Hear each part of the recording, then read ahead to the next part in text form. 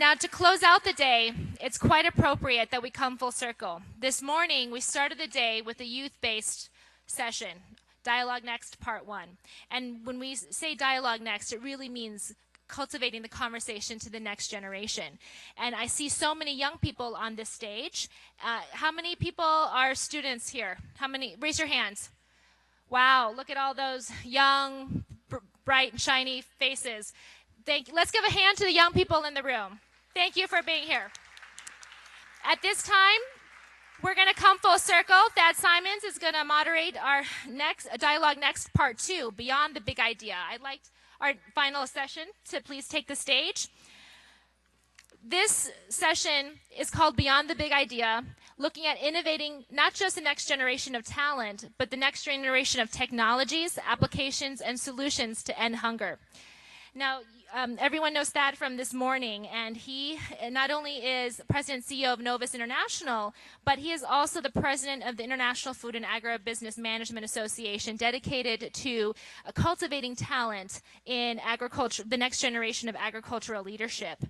And without further ado, I would like to invite Thad to come up stage and introduce our distinguished panel of the next generation of young leaders. Thank you very much.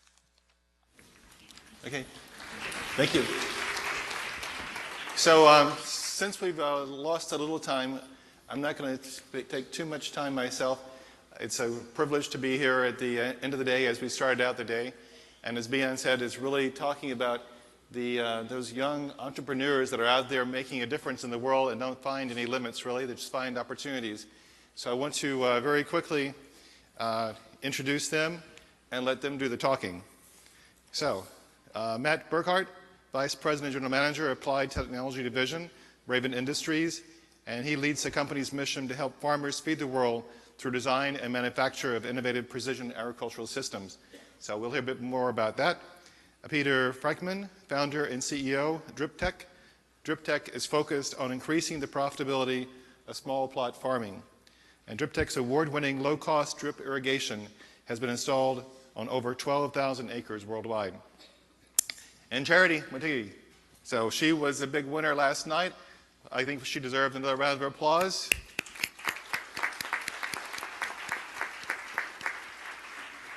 So as you know, she's working as the Kenya country coordinator for the AflaSafe project, International Institute of Tropical Agriculture, and is an area that certainly is very close to Novus's interests as well, as we're looking to support the livestock industry, and aflatoxin is one of the biggest issues we have in terms of being able to do that. So we're going to run right into some questions here for the panelists. I'll invite you all to say something. Keep it brief. We have a little time, and we'll try and see how much we can cover. So one of the issues we just heard in several of the panels today was this the need for R&D and working between the private sector, the government, NGOs, academic institutions. How can this really be implemented into the field? Where do you see it really happening in the field, that all these different kinds of constituencies, which really have quite different approaches to solving problems, can work together? Start right here. I'd say, just in terms of my own experience with DripTech, obviously, I got my start in an academic institution. I had opportunities, as Howard Buffett talked about a little bit this morning, opportunities to expand my horizons and travel abroad through my academic experience. And in fact, the research that led to the founding of DripTech happened while I was a grad student. Then, obviously, informing the company, the private sector, I'd see, obviously plays a role in development and commercialization. We work with NGOs as distribution partners, and then finally we have, they have the opportunity basically to counteract market failures with market development activities, and then finally, we've just received a USAID grant to do further technology development and commercialization. So I see really a role for all four of those. So, Matt, how do you see that value chain coming together? Thanks. I first of all want to thank Ambassador Quinn and the World Food Prize Organization for inviting us to this great event, a wonderful event that's been going on this week here. It's an honor to ask Raven to be a part of this panel with Thad, Peter, and Charity, so it's a pleasure to be here. In regards to your question, I think you've heard a very common theme throughout the day today, which is the theme of partnering. And that partnering requires all stakeholders involved in order to be successful, from smallholder farmers to family farms to large farms to local, state, federal government agencies to foundations, activist groups. Everybody needs to be involved, and it needs to be a very healthy relationship and very respectful relationship between all of those partners in order to be successful. You heard a lot this morning what makes it successful: alignment of strategies. What a great alignment of strategies here this week on one common cause to help feed the world. So that is essential, to have an alignment of strategies. But it can't be a top-down approach.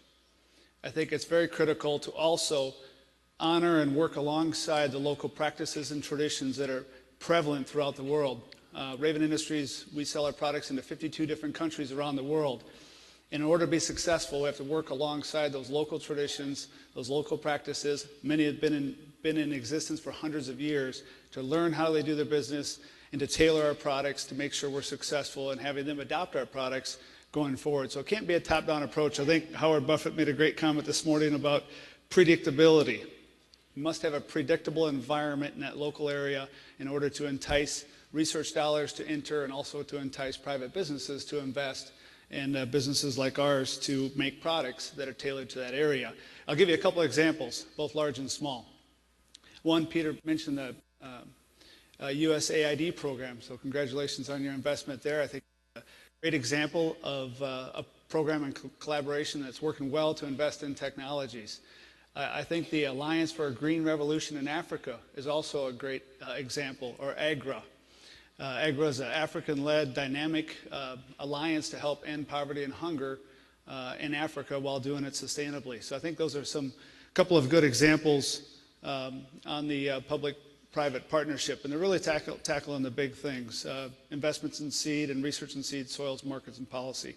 On a smaller scale, I think university public partner relationships are important. You mentioned you started your business in a university setting, which is great to see. And for example, Raven Industries, we've established locations, physical presences on or near the campuses of universities to have interaction. We have one university here with us today, which is a renowned land-grant university. South Dakota State University is here with President Frykman, Barry Dunn, and Kevin Kephart are in the room with us here today. So we found success in establishing locations on those campuses where we conduct our normal product commercialization. And then we have access to great students. Internship programs are constantly changing throughout our business. Students get access to see how we make products. We get access to great students and eventual employees, and also access to great faculty, which leads to greater research. And it's just a win-win relationship, and success on both sides. One last way we partner is on a more private-to-private sector partnership. But as we enter countries, what we found successful as we've entered those 52 countries around the world is to partner with a local business. And we distribute our products, for the most part, through dealerships, aftermarket dealerships. And it's very successful to work with those dealerships, to understand their local practices, and that's a great conduit into the local business and farming community. And I think if you take Africa, for example, the agro dealers, I think there's over 21,000 agro dealers in Africa, and I believe that's a great conduit to get into the country. So those are a couple of large and small examples of successful partnerships. Thanks, Matt. Charity, last night you were telling us some of the challenges you had in working with government. Sometimes you maybe be against government, and really how you had to change a whole mindset over time. So what's your experience really on the ground in terms of the same question? How do you work with NGOs, government, and from the private industry to actually effectuate the change that you've been able to do? Thank you. I think what has been resonating and what I think should be is synergy between the different players. And that is making use of agricultural innovative systems. And these are things that I've seen have actually worked. We're not experimenting. And a couple of examples have been given here. And I'd like to give one example, because we're talking about small-scale farmers here. Sorghum, as many of you would know it, is what we call an orphan crop in Kenya. That means you cannot even get seed, improved seed, in agro-dealer shops. And farmers, and there's a brewing industry that requires sorghum for manufacturing beer. So taking advantage of an innovating system like the value chain approach, small-scale farmers have been able to link with what we call smart logistics, who actually consolidate the sorghum for the farmers and then take it over to East African breweries who need it for making beer. So the farmer is able to benefit because there's a ready market for the product, and ultimately he's able to improve his income because he's got a market for his product. But also East African breweries is able to get the product that they need because it has been consolidated. So that kind of approach works very well. And back home, on our biocontrol technology, we have applied the same approach. USDA ARS, the International Institute of Tropical Agriculture, are the ones developing the technology. But we are not commercial players. And as I gave the example, it is a partnership that I call the winning team that is enabling us get this technology to the farmers. We have brought on board the African Agricultural Technology Foundation, and they're very essential on regulatory affairs. And in countries like Nigeria, where the product is now ready, they have also engaged a private partner, Dorio Partners, that is looking for market for the premium product that is aflatoxin-free maize for a market that needs that. So that approach works best. Excellent. So we're talking about technology, and of course we've heard a lot about biotechnology at this conference, and we're celebrating that. But what are the other technologies that are really going to change the nature of agriculture in Africa coming in the next 10, 15 years? Matt, I'll let you go first this time. Sure, thank you. I think one other common theme you heard throughout the day is knowledge and the importance of education. And I think one of the most powerful educational tools that we all use on a daily basis, and some of you are probably looking at them right now, is the internet. And I think global, ubiquitous, and affordable internet access is a first step towards transformation in many parts of the world. And I applaud companies like Google who are embarking on these great challenges. They've recently released a project called Project Loon, where they're working on bringing global internet access to the world via ballooning technologies that are made by Raven Industries. So let me just tell you real quick how it works. So we hoist up their telecommunications equipment with our near stratospheric balloons. So our balloons are up near the stratosphere, and they'll float, and then we either add or reduce pressure to have the balloons go up or down, and they catch a different wind stream and they float back. So I'm simplifying the process, but that provides coverage to the ground in a affordable and ubiquitous manner, hopefully throughout the globe. So that's their newest moonshot release challenge from their Google X platform. So I think that's one of the biggest advances that will be made, because it's not just if there's not internet access in the world, which they claim there's 2 out of 3 people in the world who do not currently have access. We have focus groups throughout the year, and we had some very high-tech, large farmers into our business, and we asked them, what's the biggest transformation that's happened in agriculture? And every one of them reached in their pocket and pulled out their phone.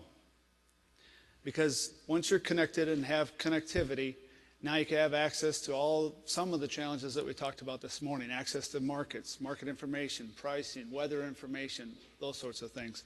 So I think that's a first key step that'll be a large transformation. As for technology products, there'll be a myriad of new products that'll come on the market over the next 5 to 10 years.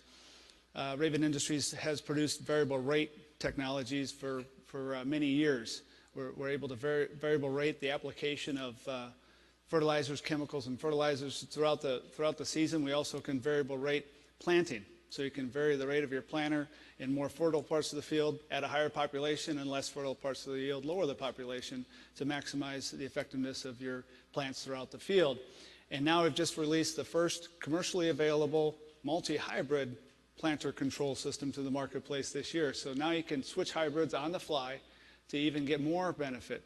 So you can have a more offensive hybrid that's planted in that fertile part of the field, and a defensive hybrid planted in the less fertile parts of the yield. So that's one example. I think autonomous vehicles are going to be coming in the next 10 years. A lot of work's being done on autonomy right now, and I think autonomous vehicles will I don't think will be mainstream in 10 years, but I think will be certainly pervasive throughout agriculture. Do you see these being rapidly adopted in Africa, these kind of mechanization technologies? I think in a complementary manner will be the first phase of autonomy, and I think I'll take U.S. and then I'll answer your question on Africa. Complementary fashion, meaning there'll still be somebody in charge, maybe a leader-follower situation, or maybe complementary practices in the field if it's a grain cart going to and from a combine to a semi. So I think that's the first step in autonomy, will be more complementary. Then I believe there's a lot of research going on in smaller size autonomy vehicles, robotics, micronutrient applications.